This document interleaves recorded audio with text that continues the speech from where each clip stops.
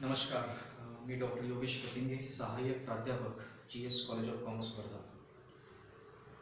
BCom third year 5th semester business finance व्यावसायिक वित्त याच्या युनिट नंबर 2 ची सुरुवात आपण आजपासून करतो आहे.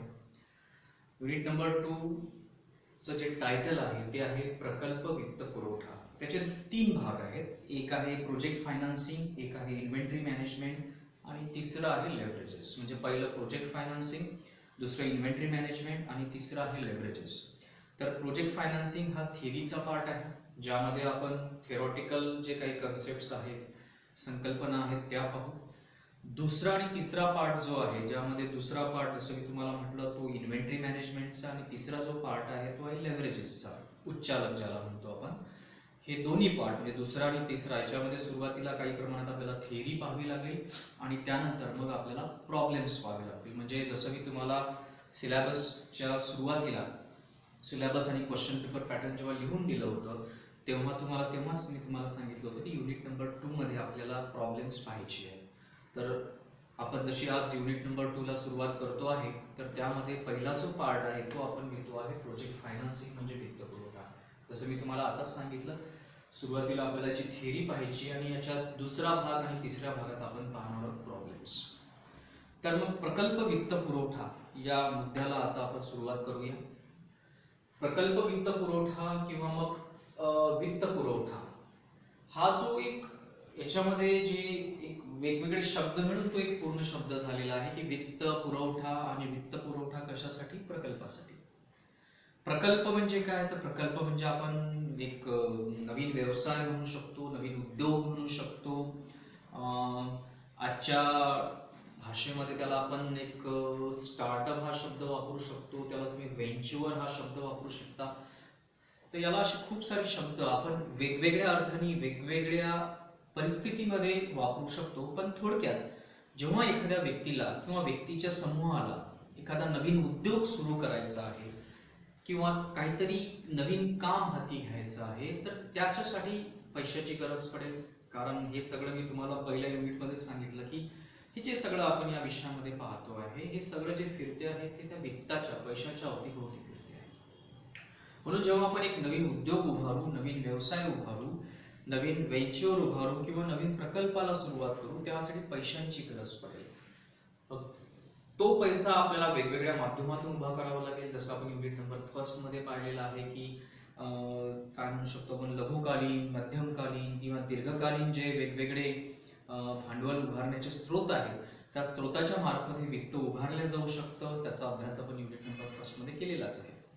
तर मग या उभारलेल्या वित्तातून तो प्रकल्प कसा चालू करायचा, त्याला मग तो जर मृत पावलेला असेल तर त्याला परत संजीवनी कशी द्यायची, त्याला जिवंत कसं करायचं, याचाही विचार आपल्याला प्रकल्प वित्त पुरवठा, प्रोजेक्ट फायनान्सिंग या पहिल्या भागामध्ये करायचा आहे.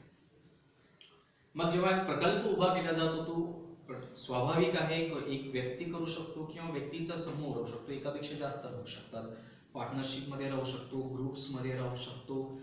तर तो त्या प्रकल्पाचा एक विस्तार, व्याप्ती, त्यात किती कॅपिटलची, भांडवलाची गरज आहे, त्यामध्ये किती टेक्नॉलॉजीची गरज आहे, त्याच्यामध्ये किती इन्फ्रास्ट्रक्चरची गरज आहे, त्याची व्याप्ती किती आहे, व्याप किती आहे, याचा विचार करून मग वित्ताची गरज आपल्याला ठरवावी लागेल.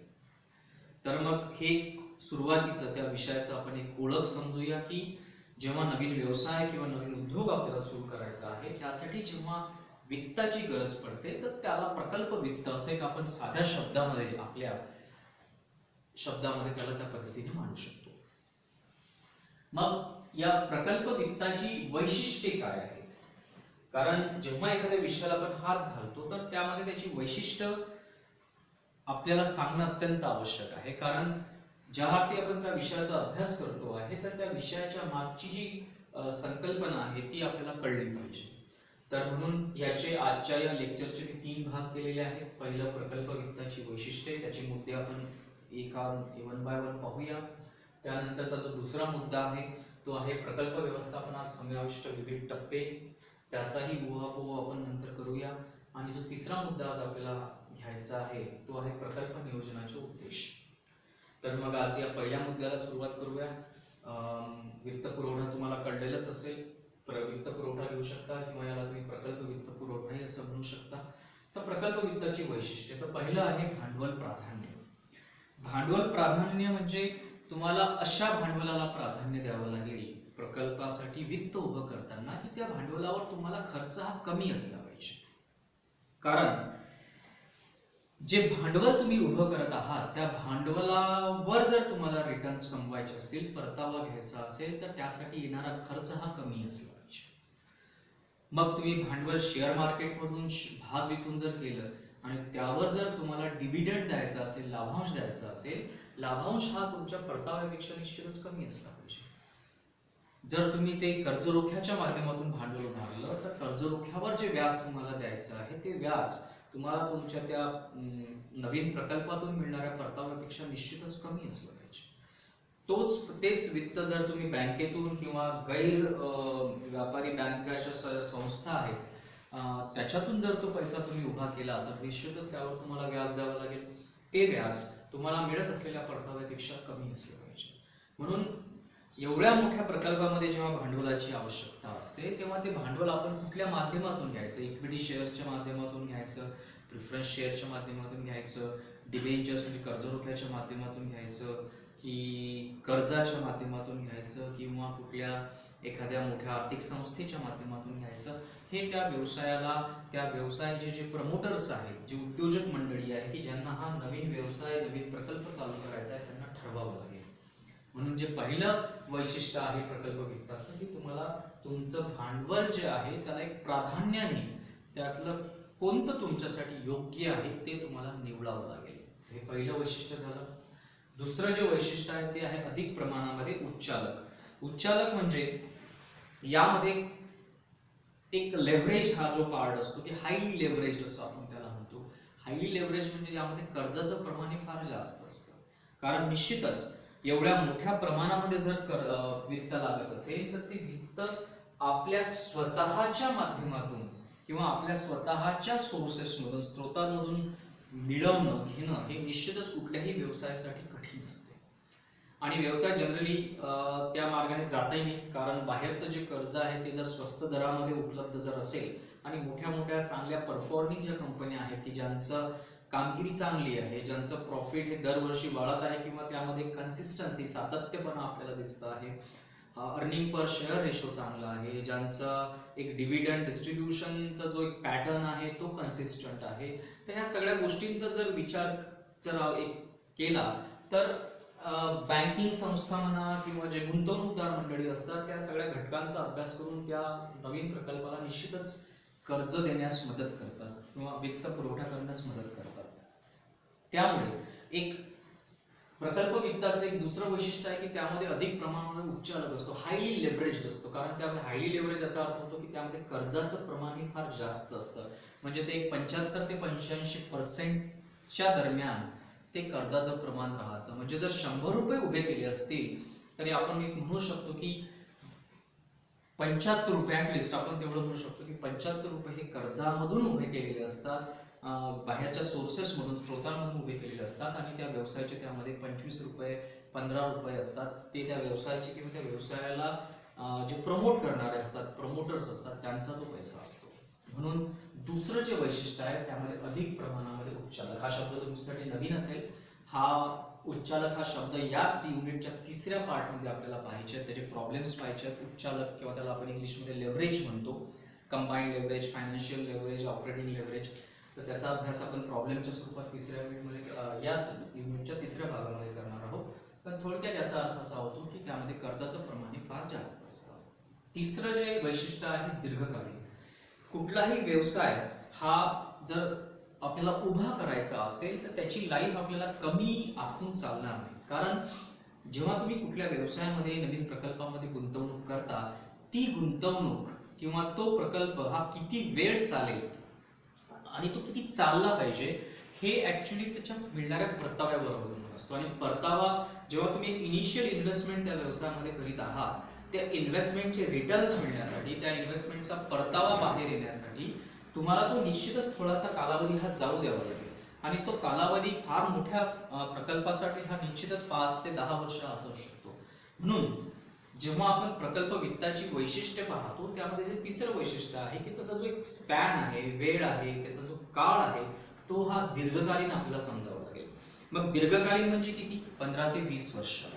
15 ते 20 वर्ष हा दीर्घकालीन स्पॅन जो आहे हा त्या प्रकल्प वित्ताची वैशिष्ट्यामधला चौथा एक पॉइंट, तिसरा पॉइंट आपल्या समोर येतो आहे, तो आहे दीर्घकालीन, की ज्यामध्ये जास्त कालावधीसाठी तुम्हाला तुमचे जे पैसे आहेत, ते वित्त आहेत, ते त्यामध्ये गुंतवणूक करावं लागेल, त्याची इन्व्हेस्टमेंट करावी लागेल आणि त्याचा जो एक निकाल मिळेल, त्याचा जो परतावा मिळेल तो त्याच्यानंतर तुम्हाला मिळेल.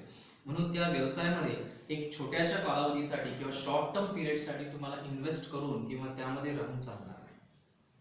चौथं जे वैशिष्ट्य आहे की ते आहे अनेक सहकारी. जसं मी तुम्हाला आताच म्हटलं की एक मोठ्या प्रमाणामध्ये जर प्रकल्पाला सुरुवात करायची असेल, व्यवसायाला सुरुवात करायची असेल, तर आजच्या या स्पर्धेच्या युगामध्ये ज्यामध्ये अनेक घडामोडीवर सातत्याने तुम्हाला नजर ठेवावी लागते, अनेक प्रकारचे एक्सपर्टाईज लोकांची मदत आपल्याला घ्यावी लागते, अनेक प्रकारच्या सेक्टर्सची मदत आपल्याला घ्यावी लागेल. म्हणजे थोडक्यात जर एखादं उदाहरण आपण म्हटलं की एखाद्या वस्तूचं तुम्ही उत्पादन करीत आहात, तर त्या उत्पादनाच्या एक रॉ मटेरियल प्रोक्युअरमेंट पासून त्याचं मार्केटिंग पर्यंत तुम्हाला वेगवेगळ्या त्या क्षेत्रातली जी जाणकार मंडळी आहे त्याची मदत तुम्हाला घ्यावी लागेल. त्या क्षेत्रात जे नवीन तंत्रज्ञान वापरलं जातं त्याची मदत तुम्हाला घ्यावी लागेल, त्याचं ज्ञान तुम्हाला असणं आवश्यक आहे. निश्चितच एका व्यक्तीला हे सगळं ज्ञान ठेवणं, एवढी सगळ्या घडामोडीवर लक्ष ठेवणं हे शक्य राहत नाही. म्हणून जर प्रकल्पाची व्याप्ती, त्याचा आवाका जर फार मोठा असेल तर त्या प्रकल्पामध्ये खूप साऱ्या सहकाऱ्यांना समाविष्ट करून घेण्याची गरज असते. सहकारी जर समविचारी असतील, त्यांचा आपसात योग्य पद्धतीने जर समन्वय नसेल, कोऑर्डिनेशन असेल, तर ते त्या नवीन प्रकल्पासाठी निश्चितच एक चांगलं आहे, एक वरदान आहे असं आपण म्हणू शकतो. तर ते त्याचं झालं चौथं वैशिष्ट्य.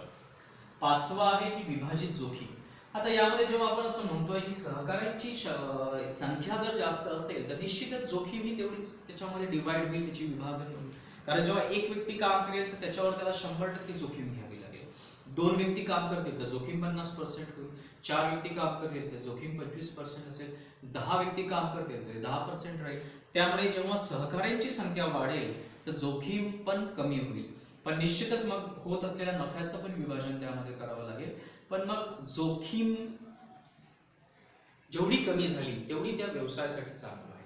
कारण नफा कमी होतो आहे म्हणून जोखीम कमी करून घ्यायची हे तसं मनाला पटणारं नाही. कारण कसं आहे की नफा हा तुम्हाला एक दीर्घकालीन जो आपण इथे स्पॅन घेतलाय त्यामध्ये तो होणारच आहे.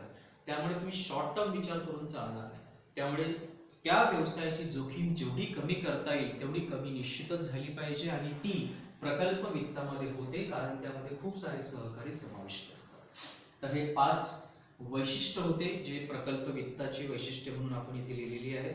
अच्छा, दुसऱ्या मुद्द्याला सुरुवात करू आहे, तो आहे प्रकल्प व्यवस्थापनात समाविष्ट विविध टप्पे. आता जेव्हा आपण प्रकल्प वित्ताचा विचार केला, आता मग प्रकल्प वित्ताचा विचार केल्यानंतर आता आपल्याला प्रकल्प व्यवस्थापनाचा विचार करावा लागेल. की आता तुम्हाला नवीन एक प्रकल्प सुरुवात करायचा आहे, नवीन उद्योग आरंभ करायचा आहे, त्याला स्थापित करायचं आहे. पैशांचा तुम्ही विचार केला की पैसे मला या मार्गातून एवढे सहकार्य घेऊन, एवढी जोखीम घेऊन, या पद्धतीने त्याच्यावर येणारा भविष्याचा परताव्याचा विचार करून मला हे वित्त मी मिळवलेलं आहे आणि हे वित्त, हा पैसा आता मला या व्यवसायामध्ये, या स्टार्टअपमध्ये किंवा या व्हेंचरमध्ये गुंतवायचा आहे. मग जेव्हा तुम्ही या निष्कर्षाप्रत याल, या सिच्युएशनला याल, या स्टेजला याल, तेव्हा मग आपल्याला या दुसऱ्या मुद्द्याला सुरुवात करावी लागेल. तो मुद्दा आहे प्रकल्प व्यवस्थापनात समाविष्ट विविध टप्पे. तर पहिला आहे प्रकल्प संकल्पना व सुरुवात. जसं आपण म्हणतो की कुठल्याही एखाद्या मोठ्या घटनेची सुरुवात ही त्या कल्पनेपासून होते. त्याला आयडिया जनरेशन आपण असं म्हणतो. कारण जेवढे काही शोध लागले असतील, जेवढ्या काही एवढ्या मोठ्या तुम्हाला काय म्हणू शकतो संरचना तुम्हाला आजूबाजूला दिसतात, इन्फ्रास्ट्रक्चर तुम्हाला दिसतं, त्याची सुरुवात कुठेतरी एखाद्या विचारातून किंवा ॲट रँडम थिंकिंग मधून झालेली असते. की तो व्यक्ती त्याबद्दल विचारही करत नसतो, पण त्याला असं काहीतरी दिसतं आणि एकदम त्याच्या डोक्यामध्ये ती आयडिया जन्म घेते, ती संकल्पना, ती कल्पना जन्म घेते आणि मग तो ती कागदावर उतरवतो, मग त्याला एक मूर्त स्वरूप देतो आणि मग ती लोकांसमोर येते. म्हणून जेव्हा आपल्याला कुठलाही प्रकल्प सुरुवात करायचा असेल तर प्रकल्प व्यवस्थापनामध्ये सर्वात अगोदर आहे की तुम्हाला ती संकल्पना असली पाहिजे तुमच्याजवळ की मला नेमकं काय करायचं आहे. ज्याला आपण एक ब्ल्यू प्रिंट असं म्हणतो, आराखडा म्हणतो. जसं आपण पाहतो ना, घर जेव्हा बांधल्या जातं तेव्हा आर्किटेक्ट तुम्हाला एक ब्ल्यू प्रिंट देतो की या पद्धतीने आपल्याला घराचं बांधकाम करायचं आहे. ते 3D राहू शकतं आजकाल, म्हणजे तुम्हाला त्याचं फिलिंग पण येऊन जाते. इव्हन 5D 6D पर्यंत राहते की तुम्ही घरामध्ये जाल तर तुम्हाला कसं फिलिंग होईल हे तुम्हाला तो कम्प्युटरवरच राहतो. त्याला म्हटलं जातं ब्ल्यू प्रिंटिंग. मग ती संकल्पना, तो आराखडा तुमच्याजवळ असला पाहिजे. ती झाली तुमची सुरुवात, तो झाला एक पहिला टप्पा. दुसरा टप्पा आहे नियोजनाचा, की नियोजन करीत असताना किंवा आता काय करायचं, आता नियोजन कसं करायचं की माझ्याकडे ब्ल्यू प्रिंट तयार आहे प्रकल्पाची. मग प्रकल्पाची ब्ल्यू प्रिंट तयार असताना मग कोणाला कोणती कामं वाटून द्यायची, कोणाकडून कशी कामं करून घ्यायची.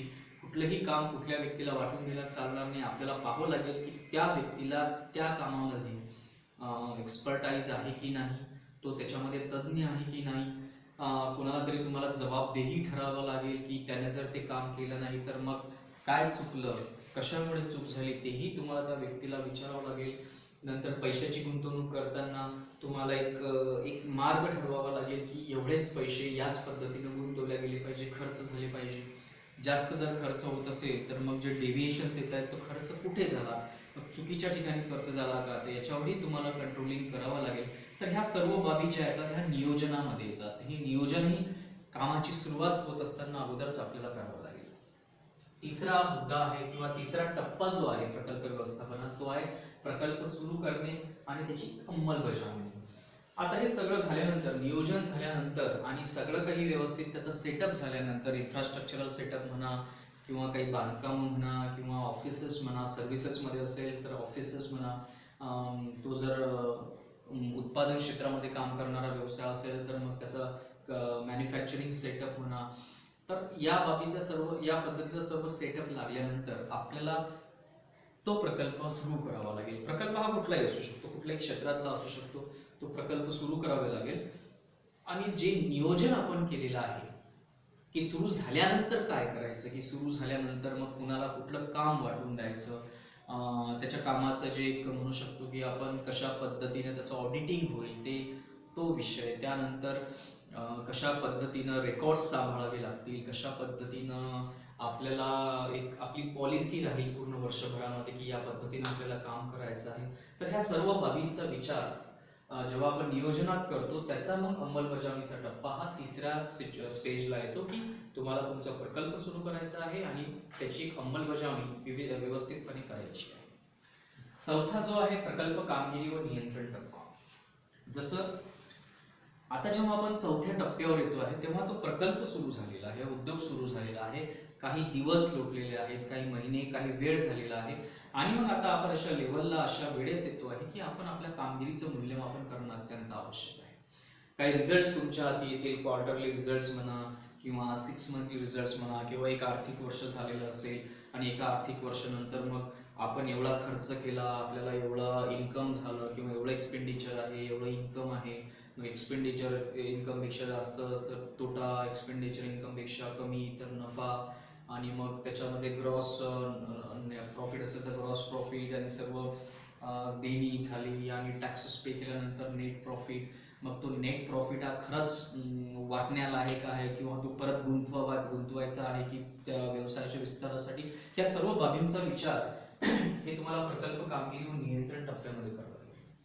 मग एवढं सगळं कामगिरीचं मूल्यमापन करताना जर तुम्हाला असं वाटत असेल की कुठंतरी आपलं जे नियोजन आपण केलं होतं ते नियोजन पूर्णपणे त्याची अंमलबजावणी होत नाही आहे, व्यवस्थापनाचं त्या कंपनीवर व्यवस्थित नियंत्रण नाही आहे, तर त्याची पूर्ण एक तुम्ही अंकेक्षण, त्याच्या कुठे काय चुका झाल्या मूल्यमापन करण्याची तीच एक योग्य वेळ असते आणि ती नियमित होणं अत्यंत आवश्यक आहे.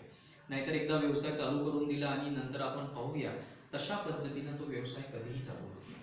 तुम्ही कुठल्याही यशस्वी व्यवसायाचा जर उल्लेख केला, नाव घेतलं, तर त्यांचे कन्सिस्टंट मूल्यमापन चालू असतं. नेहमी त्यांच्या कामगिरीचं मूल्यांकन होतं आणि जिथे कुठे चूक झाली असेल तिथे त्याच्याशी संबंधित जो कोणी व्यक्ती असेल त्याला जबाबदेही ठरवलं जातं. त्याच्याकडून झालेल्या ज्या काही चुका असतील त्याची कारणं शोधली जातात. तर तो चौथा टप्पा तो म्हणजेच प्रकल्प कामगिरी व नियंत्रण टप्पा. पाचवा जो टप्पा आहे तो आहे प्रकल्प बंद टप्पा. आता प्रकल्प बंद टप्पा याला आपण दोन तऱ्हेने पाहू शकतो. जर ते काम पूर्णपणे संपलं असेल, तो प्रोजेक्ट, त्याला जर एक लिमिटेड टाइम स्पॅन असेल की एक रोड बांधायचा, एक पूल बांधायचा आहे किंवा ती एक परीक्षा घ्यायची आहे, किंवा तेवढं एक सॉफ्टवेअर डेव्हलप करायचं आहे, किंवा एक तेवढं काम झालं, जसं काय म्हणतो आपण, एखाद्या गावामध्ये नोंदणी चालू होऊन जाते, ती काम कंपनीला दिलं जातं, त्या गावाची ती नोंदणी पूर्ण झाली की त्या कंपनीचं काम थांबतं.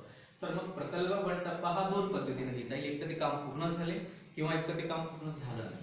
काम पूर्ण झालं असेल तर तो एक यशस्वी सांगता त्या प्रकल्पाची आपण म्हणू शकतो, पण काम पूर्ण झालं नाही, परंतु काम पूर्ण न झाले आणि त्याच्या सोबतच त्याचा जर तोटा होत असेल आणि तोटा झाल्यामुळे कंपनीला तो संचित तोटा जास्त होत असल्यामुळे कंपनी तो प्रकल्प बंद करते आहे. तर या दोन पद्धतीने आपण या 5व्या टप्प्याला घेऊ शकतो, काम यशस्वी संपणे, काम किंवा मग काम न संपणे आणि तोटा होणे, या दोन्ही सिच्युएशन्स मध्ये प्रकल्प हा बंद केला जातो.